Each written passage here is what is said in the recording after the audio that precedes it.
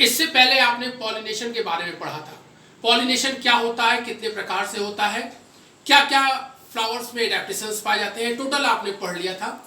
आज का आपका टॉपिक है pollination leading to fertilisation. Angiospermic plants में फर्टिलाइजेशन की क्रिया कैसे होती है, आज हम उसको पढ़ेंगे, समझेंगे इसको। पॉलिनेशन के बगैर फर्टिलाइजेशन संभव नहीं है।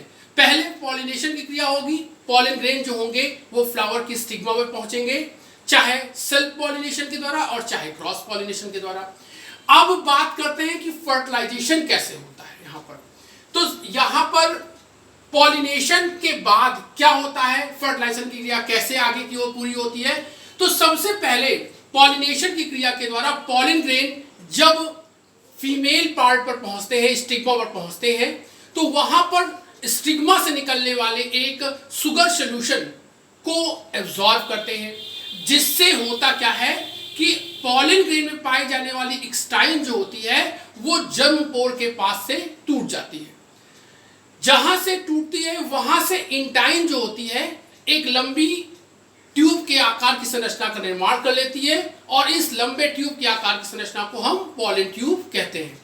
पॉलन ट्यूब के अग्रभाग में एक ट्यूब न्यूक्लियस और दो मेल गैमीट्स पाए जाते हैं। इतना याद रखिएगा कि एक्सटाइन हार्डेस्ट सब्सटेंस से मिलकर बनी होती है, मैंने बताया था सबसे कठोर तत्वों से मिलकर बनी होती है एक्सटाइन, और उसका नाम बताया था मैंने स्पोरोपोलिनिन। ये आसानी से नहीं टूटती है, लेकिन मैंने ये भी कहा था कि जर्म पोर के पास से ही ये एक्सटाइन टूटती है।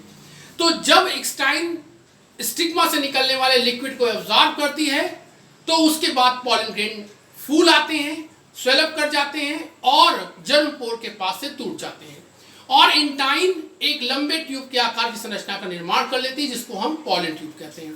पॉलन ट्यूब के अग्रभाग पर एक ट्यूब न्यूक्लियस और दो मेल गैमीट्स पाए जाते हैं। पॉलिनेशन के बाद फर्टिलाइजेशन की क्रिया को होने में 4 स्टेप में ये पूरी होती है।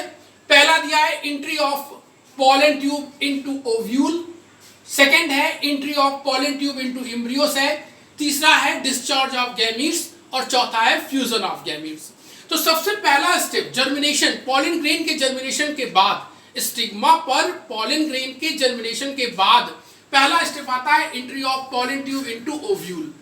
आप जानते हैं मैंने आपको स्ट्रक्चर ऑफ ओव्यूल पढ़ाया था, उसमें मैंने कहा था कि माइक्रोपाइल को ओव्यूल का माउथ कहते हैं। हमेशा याद रखिएगा पॉलन ट्यूब एक ओव्यूल में माइक्रोपाइल के द्वारा ही प्रवेश करती है, और जब भी ऐसा होता है तो इस प्रोसेस को हम पोरोगैमी कहते हैं।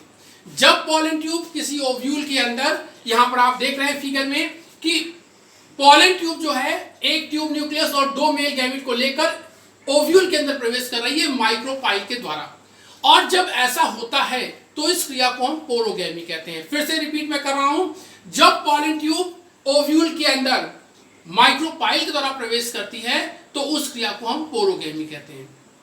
इसके अतिरिक्त कभी कभी पॉलन ट्यूब जो होती है वो चलाजा से और इंटिगुमेंट्स से भी प्रवेश करती है ओव्यूल के अंदर।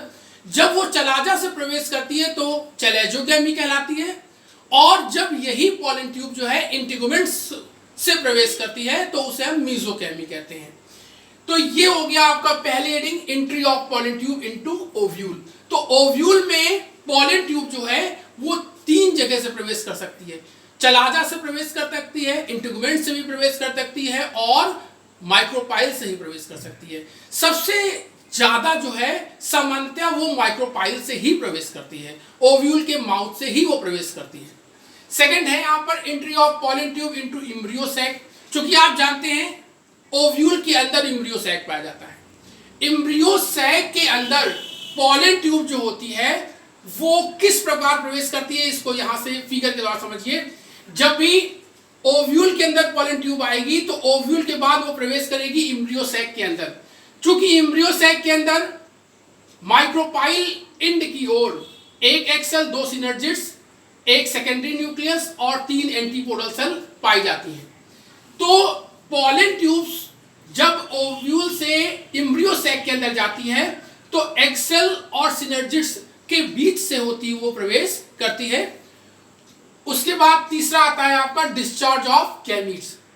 जब पॉलन ट्यूब इम्ब्रियो सैक के अंदर प्रवेश कर जाती है तो उसका अग्रभाग टूट जाता है। टूटने से दोनों मेल गैमीट जो होते हैं वो फ्री हो जाते हैं, स्वतंत्र हो जाते हैं, और ट्यूब न्यूक्लियस जो होता है वो डिजेनरेट हो जाता है। कभी कभी ऐसा होता है कि पॉलन ट्यूब जो इम्ब्रियो सैक के अंदर जाती है वो बाइफरकेट हो जाती है, दो भागों में विभाजित हो जाती है। एक सिरा जो होता है एक इन पॉलन ट्यूब का आता है एक सेल की ओर, दूसरा आता है सेकेंडरी न्यूक्लियस की ओर।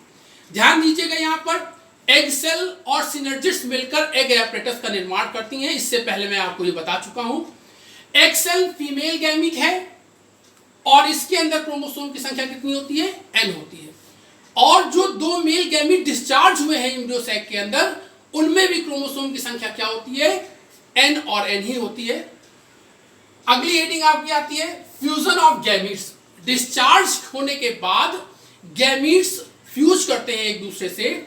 इसमें हमेशा याद रखिएगा कि पॉलन ट्यूब से जब दो मेल गैमीट स्वतंत्र होते हैं तो उसमें से पहला मेल गैमीट जो होता है वो एग सेल से मिलता है, और जब ऐसा होता है कि पहला मेल गैमीट एग सेल से मिलेगा, चूंकि मेल गैमीट में क्रोमोसोम की संख्या n है, एग सेल में क्रोमोसोम की संख्या कितनी है? n है। तो जब दोनों मेल आपस में मिलते हैं, एग सेल और मेल गैमीट मिलते हैं, तो ये जाइगोट का निर्माण करते हैं। जाइगोट के अंदर क्रोमोसोम की संख्या 2n होती है, और यही जाइगोट आगे की ओर निर्माण कर देता है एम्ब्रियो का। जबकि दूसरा मेल गैमीट जो होता है वो सेकेंडरी न्यूक्लियस से मिलता है। ध्यान दीजिएगा, सेकेंडरी न्यूक्लियस जो होते हैं उसमें क्रोमोसोम की संख्या 2n होती है। जब मेल गैमीट सेकेंडरी न्यूक्लियस से मिलेगा तो एक ट्रिप्लॉइड संरचना का निर्माण करता है, जिसको हम एंडोस्पर्म या प्राइमरी एंडोस्पर्म कहते हैं। प्राइमरी एंडोस्पर्म के अंदर क्रोमोसोम की संख्या 3n होती है। जब मेल गैमीट एग सेल से मिलता है तो यह क्रिया कहलाती है सिनगैमी, और इसे ही हम ट्रू फर्टिलाइजर कहते हैं। जबकि जब दूसरा मेल गैमीट आपका मिलता है सेकेंडरी न्यूक्लियस से, तो इस क्रिया को हम ट्रिपल फ्यूजन कहते हैं, और ट्रिपल फ्यूजन के बाद एंडोस्पर्म का निर्माण होता है। तो यहां पर आप देख रहे हैं दोनों मेल गैमीट अलग अलग मिल रहे हैं, तो इसको हम, इस पूरी क्रिया को हम एक प्रकार से डबल फर्टिलाइजेशन भी कह सकते हैं। इसको आप एक छोटे से उसमें समझने का थोड़ा सा प्रयास करिएगा, क्योंकि ये बड़ा इंपॉर्टेंट है। Double fertilisation, fusion of gametes के बाद मैं नाम ले रहा हूं डबल फर्टिलाइजेशन का, क्योंकि फ्यूजन ऑफ गैमीट्स में मैंने आपसे कहा कि पॉलन ट्यूब से निकलने वाले दो मेल गैमीट में पहला मेल गैमीट जो होता है, पहला मेल गैमीट होगा, मेल गैमीट, चूंकि इसमें क्रोमोसोम की संख्या n होगी, पहले ही बता चुका हूं। ये मिलेगा किससे? एग सेल से। एग सेल ये फीमेल गैमीट है बच्चों, ध्यान दीजिएगा। पहला मेल गैमीट क्रोमोसोम की संख्या n होगी, ये मिलेगा एग सेल से, और जब एग सेल से मिलेगा तो मैंने आपसे ये कहा ये क्या बनाएगा आपका? जाइगोट। और जाइगोट के अंदर क्रोमोसोम की संख्या क्या होगी? 2n। इस क्रिया को हम सिनगैमी कहते हैं। इस क्रिया को हम क्या कहते हैं? सिनगैमी कहते हैं। जबकि दूसरा मेल गैमीट, ध्यान दीजिए, दूसरा जो मेल गैमीट होता है, मेल गैमीट दूसरा, इसमें भी क्रोमोसोम की संख्या कितनी होगी? n होगी। ये मिलेगा आपका सेकेंडरी न्यूक्लियस से, सेकेंडरी न्यूक्लियस से, और सेकेंडरी न्यूक्लियस में क्रोमोसोम की संख्या कितनी होती है? 2n। जब ये दोनों मिलेंगे तो यहां बनेगा एंडोस्पर्म। क्या बनेगा आपका? एंडोस्पर्म। इसमें क्रोमोसोम की संख्या कितनी होती है? 3n होती है। इसे बोलते हैं ट्रिपल फ्यूजन। ट्रिपल फ्यूजन मतलब जब मेल गैमीट एग सेल से मिलेगा तो सिनगैमी की क्रिया होगी, और जब दूसरा मेल गैमीट सेकेंडरी न्यूक्लियस से मिलेगा तो ट्रिपल फ्यूजन की क्रिया होगी। सिनगैमी और ट्रिपल फ्यूजन को मैं ऊपर लिखे दे रहा हूं, सिनगैमी, लास्ट में मैं ये लिख देता हूं आपको, इसको देखिए। सिनगैमी और ट्रिपल फ्यूजन कहने का मतलब हुआ जब सिनगैमी प्लस ट्रिपल फ्यूजन दोनों क्रियाएं होती हैं तो इनको सामूहिक रूप से हम क्या कहते हैं? डबल फर्टिलाइजेशन, या आप एक शब्द में कह सकते हैं double fertilisation is equal to syngamy plus triple fusion. तो यहां पर फ्यूजन ऑफ गैमीट्स में मैंने फिर से आप जान लीजिए फ्यूजन ऑफ गैमेट्स में दो गैमेट्स रिलीज होते हैं, एक एक सेल से मिलता है जो जाइगोट बनाता है, इसे हम सिनगैमी कहते हैं। दूसरा मेल गैमीट मिलता है आपका सेकेंडरी न्यूक्लियस से और बनाता है एंडोस्पर्म। इस क्रिया को हम ट्रिपल फ्यूजन कहते हैं। सिनगैमी और ट्रिपल फ्यूजन को सामूहिक रूप से हम क्या कहते हैं? Double fertilisation. Thank you.